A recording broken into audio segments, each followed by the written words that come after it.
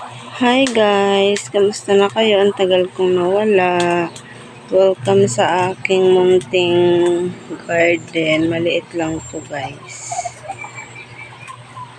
Ang hirap kasi pag walang lalagyan.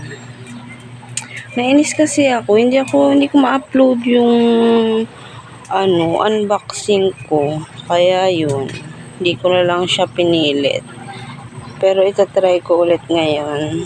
Ganyan na sila. Ang ganda na ng mga black prints. Yan. Ganito pala yung ginamit ko na guys, bubong. Yung filtered na na yero.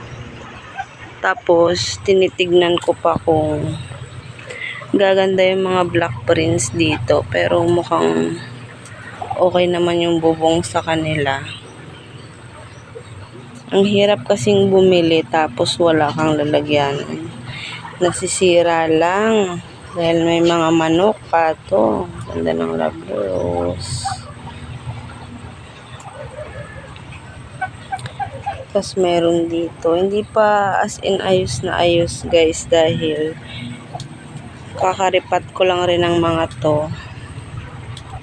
Black prints. Grabe. Napaka sa millibugs. Buti niripat ko sila. Halos lahat sila may millibugs. So, dalawa lang yan sila guys. I-separate ko lang. Kaya naging 5 sila. Ito hindi ko alam kung anong ID. Galing yan kay Succulent de Amore. Yan. Magkaiba sila diba? Ng black prints. Tama ba? Ayan. Ayan.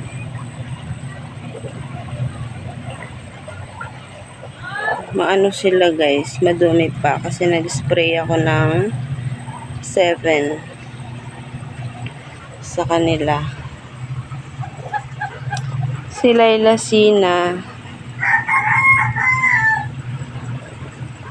Siya. Mabagal ang growth niya. Pero ito, mabilis. Si White One, kasi naripat ko na siya dito dahil nalakihan niya na yung pot niya. Yan, hindi pa sila kompleto guys. So, yun lang. Update lang muna. Thank you for watching guys. Bye-bye.